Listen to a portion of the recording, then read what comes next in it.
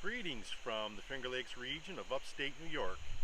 Today I'm going to do a brief review on my 2023 Can-Am Outlander 1000. So, as my favorite actor, Arnie, would say in my favorite movie, stick around. So, here we are. I've got this 2023 Can-Am Outlander 1000. This is the XT1000r.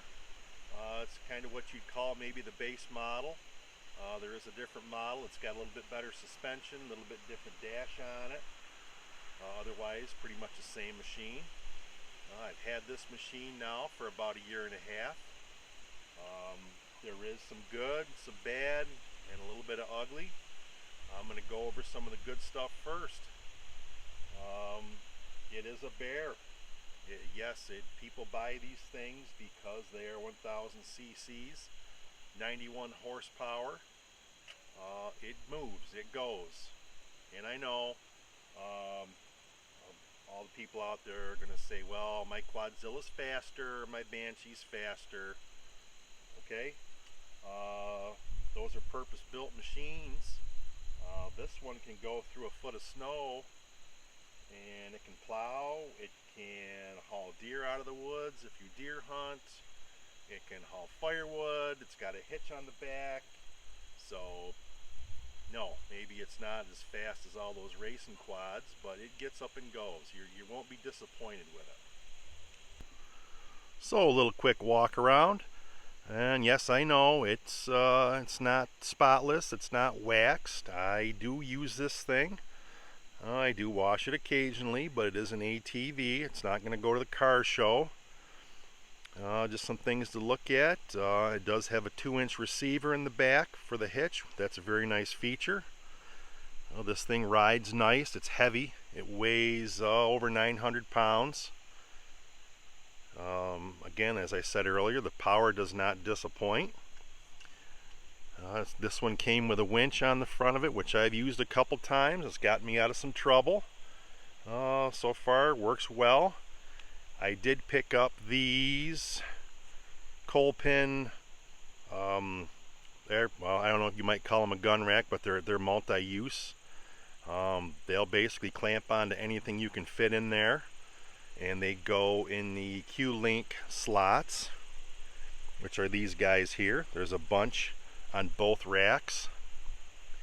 I got these little guys here to go in the back, and I can put shovels in there or whatever I'm hauling around that'll fit in that little thing, and that comes up and you can put it in different positions.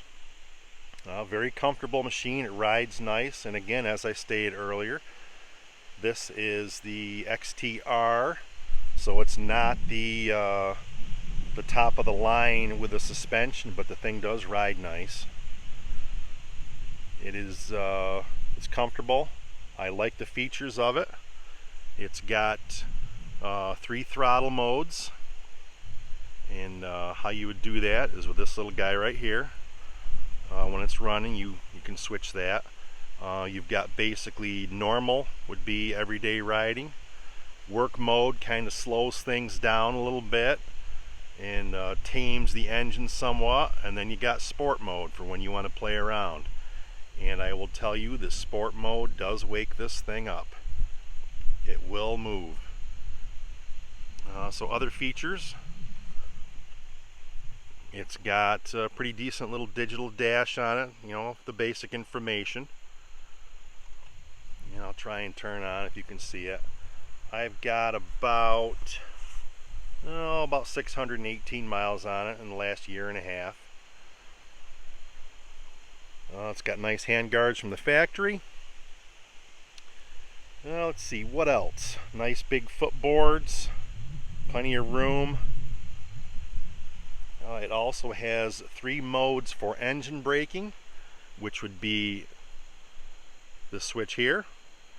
I run it on max engine braking. I like that. When you let off the throttle, the thing slows down nicely. When you're going down hills, the engine braking holds you back without even really having to use the brakes. It's also got 3 modes for the power steering. And how you change that is this button does a couple different things. When you're in reverse, and this, you can push this to basically override the safety feature. Basically, when you're in reverse, it only allows you to go so fast. So you can push that and hold it, and you can go as basically almost as fast as you have the guts to do.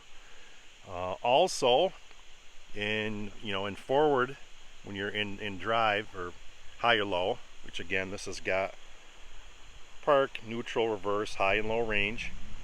When you're moving along with this thing, you can push and hold that button, and you can change the dynamic power steering, which is what that says. I typically run this on medium. That gives me a nice feel for when I'm riding along. I think that maximum is a little too much. I don't think you get enough feedback, and it kind of, I don't know, it feels better to me to have it in the middle. So again, nice machine, very powerful. It's got very nice lighting. The LED lights are very adequate. They light the place up great. I've seen a lot of guys put different lighting and accessories. Honestly, I haven't found that I needed any of that. The standard lighting has been good, though I don't ride a lot in the dark. You've got 12-volt outlet.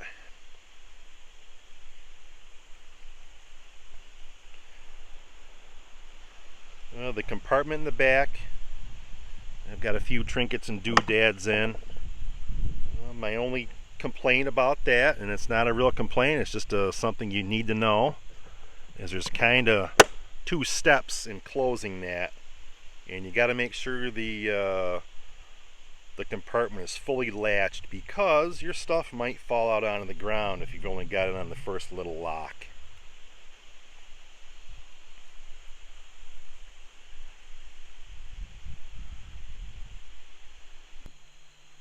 So some of the things that I'm not real crazy about, and like I said, I'm going to give you the good, bad, the ugly. It is a noisy thing. It's got its creaks and its groans almost from the beginning. Suspension squeaks, not terrible. I have had the dreaded steering squeak or noise, and actually that went away. It's got a little bit more engine noise than I'm used to, as far as lifters clattering, things like that. And yes, I've done the maintenance on it, the oil changes, all that stuff. But the sound is still there. Again, I don't think it's anything that's gonna hurt anything, and I've done some research, and guys are putting thousands of miles on these machines and no problems, and they say they've been clattering the whole time. And honestly, I wouldn't really call it a clatter. I can just hear it. Maybe a lot of people who don't know too much about engines, vehicles, whatever, may never even notice it. But it does have its noises.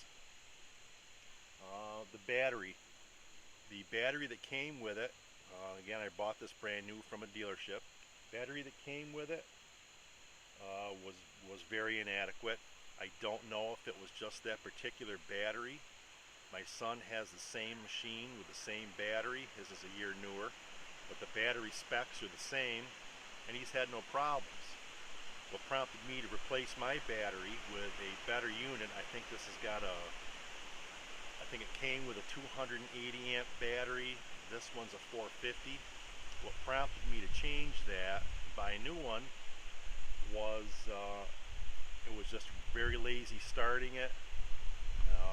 And I actually started to get a couple times where the engine didn't catch, and I had a trouble code, which went away when the engine started the next time. But the point is, that was when the machine was a few months old. So next, I guess I would say another complaint I'd have is the warranty on these machines, and a lot of them are similar. Can-Am only gives you 6 months. I mean, yes, you can buy an extended warranty, and I'm not complaining. It was my option to choose not to. Hopefully I don't need it, but for what I paid for this machine, I think the warranties ought to be a little bit better. I mean, if anybody disagrees with that, you're welcome to do so, but I think for the kind of money these cost, you know, their ATVs, their side-by-sides, all that, I think the warranty should be a little bit better than the standard 6 months. Now let's talk about fuel economy. It likes fuel, but it's not as bad as one would think. I don't run it in sport mode very often. I treat it pretty nice, but it does like its fuel. But you know what? To make 91 horsepower, it takes gasoline to do so. I only run ethanol-free high octane in this, which is what it calls for.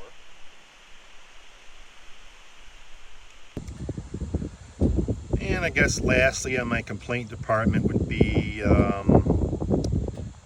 the gas gauge isn't exactly right anymore. It is just about full and it reads about half now. I've had this problem for a couple of months, so I just keep an eye on it. Not a huge thing, but for a machine with 618 miles on it that I've had for a year and a half, one would expect the gas gauge to work a little bit longer, be more accurate anyway, a little bit longer. And the only other thing I can think of that I'm not crazy about but has not been a problem is this thing runs warm.